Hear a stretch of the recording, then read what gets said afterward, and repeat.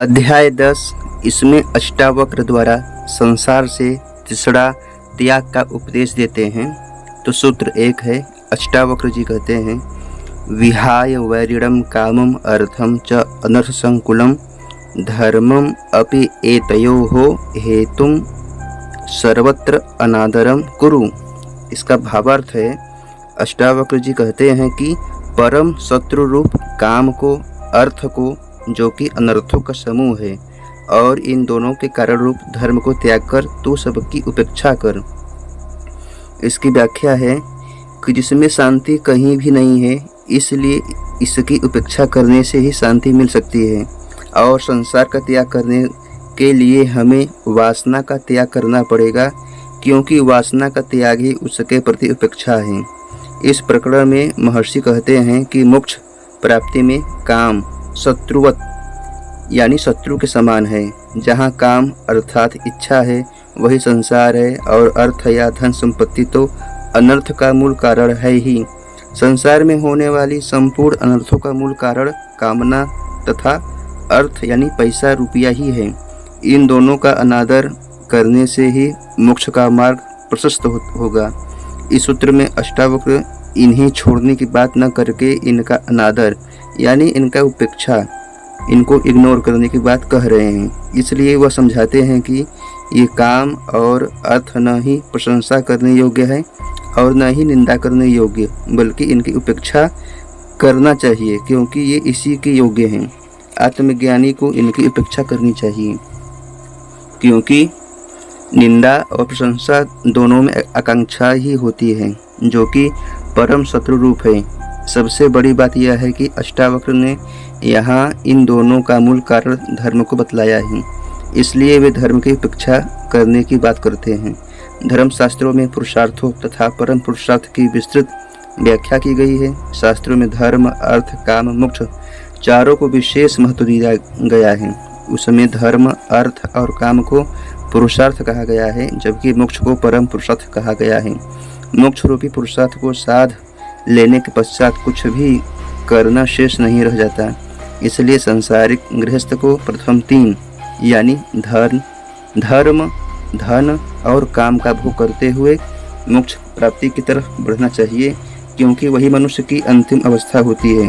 परंतु मोक्ष प्राप्ति के उद्देश्य को भुलाकर शेष तीनों का सेवन करने में लगे रहना ही भोगवादी है, तथा मोक्ष का ध्यान रखते हुए इनका उपभोग करना धर्म सम्मत बताया गया है। महर्षि अष्टावक्र आत्मज्ञानी जनक को मोक्ष प्राप्ति के लिए काम तथा अर्थ की उपेक्षा करने को कहते हैं, और साथ ही साथ ऐसे धर्म की भी उपेक्षा करने को कहते हैं, क्योंकि ऐसा धर्म भी धर्म नहीं है, यह भी बंधन का ही कारण है। यह भी एक साधन मात्र है, जिस प्रकार लक्ष्य तक पहुँच जाने पर साधनों का त्याग कर दिया जाता है, अन्यथा वह बंधन बन जाता है, उसी प्रकार मोक्ष प्राप्त हो जाने पर इस साधन रूप धर्म का भी त्याग कर देना चाहिए। तभी मिलती है परम स्वतंत्रता, परम मुक्ति। इसलिए महर्षि अष्टावक्र ने काम और अर्थ के साथ ही धर्म का भी अनादर करने की बात कही है। अब सूत्र 2 में कहते हैं, स्वप्न इंद्रजालवत् पश्य दिनानि त्रीणि पंचवा मित्र क्षेत्र धनागार दारायादि संपदः। इसका भावार्थ है, सखा, क्षेत्र, धनागार, स्त्री, भाई आदि संपदा जो तू स्वप्न तथा इंद्रजाल की भांति समझ, क्योंकि ये 3 अथवा 5 दिन तक ही टिकते हैं, अर्थात ये क्षणिक हैं। इसकी व्याख्या है, जिन पुरुषार्थों के विषय में बतलाया गया है उन का संबंध इन सभी से है, यानी धन, धर्म, काम, अर्थ, जिनके बारे में महर्षि अष्टावक्र इस सूत्र में बतला रहे हैं। अष्टावक्र कहते हैं कि तनिक सोच विचार कर देख, इन सब की आयु और अवधि निश्चित है। शास्त्रों में तो यहाँ तक कह दिया गया है कि स्वर्गादि लोग भी सारहीन हैं, उन्हें स्थायी मानना अज्ञानता की निशानी है, अर्थात अज्ञान के अतिरिक्त कुछ भी नहीं है। अष्टावक्र कहते हैं कि ये सब बिल्कुल वैसे ही हैं जैसे कोई जादूगर अपनी मोहित करने वाली बातों में उलझाकर तुम्हें वह सब दिखला देता है जिसका होना संभव ही नहीं है, और तुम उस पर पल भर में खत्म हो जाने वाले झूठ को वास्तविक और अस्थायी मान लेते हो। इसी कारण अष्टावक्र कहते हैं कि जैसे स्वप्न में सब कुछ दिखाई देता है, लेकिन उस स्वप्न के टूटने पर सब कुछ विलुप्त हो जाता है।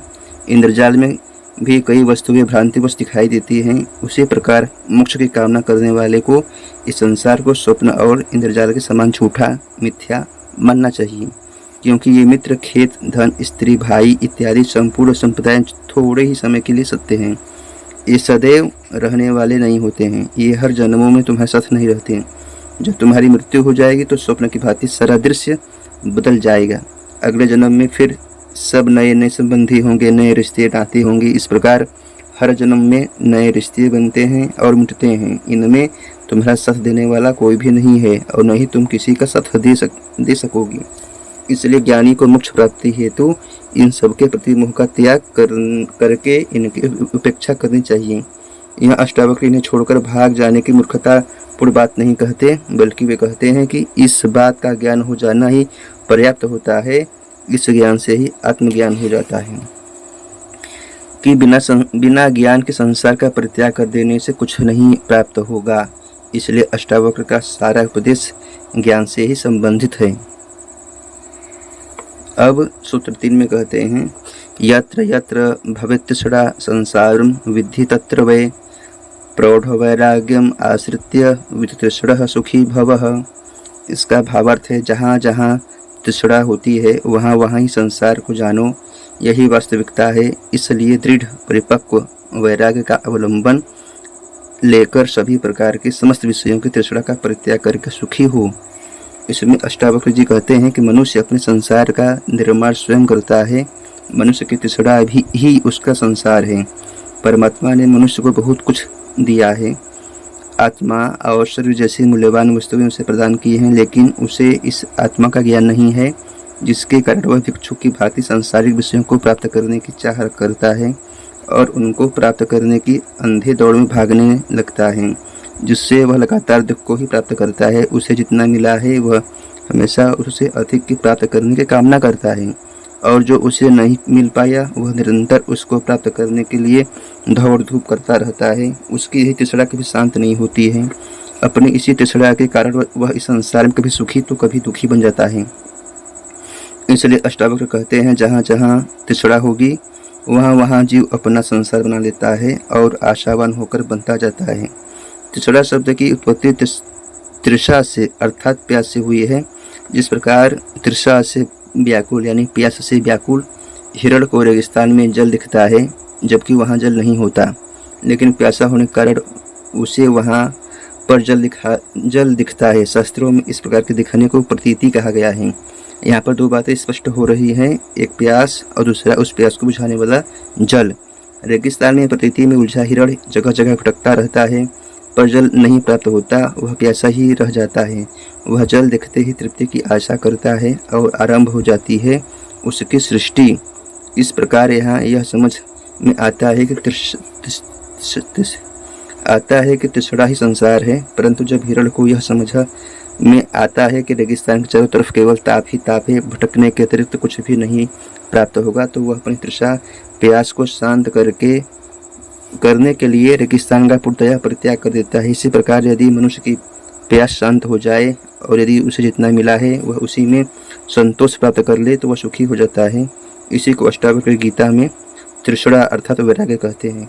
इस वित तृष्णा की प्राप्ति प्रौढ़ वैराग्य को आश्रय करके स्थित होने को कहते हैं। प्रौढ़ वैराग्य का अर्थ है यहाँ अनुभव परक वैराग्य से, इसके अतिरिक्त सुखी होने का कोई साधन नहीं है।